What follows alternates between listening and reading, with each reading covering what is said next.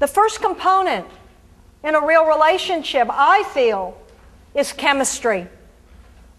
You have to have chemistry in a relationship. I'm not talking about sex here necessarily, although sex is certainly part of chemistry, and I think it's important. So what's chemistry? Chemistry, to me, is an aesthetic thing. We're hardwired for chemistry. Chemistry is that you like how somebody looks. When you look at them, it gives you pleasure.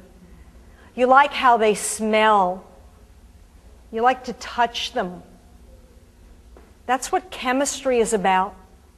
The good thing and the bad thing about chemistry is that it totally bypasses the brain. It's the one thing that I cannot do anything about. When couples come to me and their relationship is in a somewhat state of disillusionment, they never come to me and they say, you know, we have this little thing happening and I can see that it's going to be a problem. They come to me when we heard that you were really good and we needed to come to you, and we're signing the papers on Friday. And they all say that. Or the moving dan's coming tomorrow and we thought that if we came here today that you could maybe. It's always like that. The first thing I say to a couple, almost the first thing I say, is, look, I understand that at this moment in time, you don't like her and she doesn't like you and you're not having sex and the chemistry is crummy. But at one time, did you have good chemistry? At one time, was that good? If they tell me honestly, it's never really been good, I'm kind of ready for them to sign. I mean, this is the end of a long haul. It's been going downhill for a long time. And the prognosis is very, very poor. But if they say to me, you know, at one time we just had great chemistry, I think, you know what? Maybe something is salvageable here. It's at least worth a look. Because see, what happens with chemistry is you have life over here and you have chemistry over here. And life keeps inserting itself.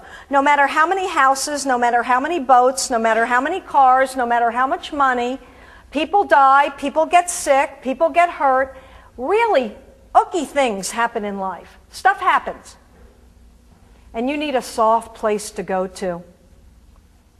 And sometimes you're really, really angry at the other person. And if you're angry at them, and you look at them, and there's not something about them that says, you know what?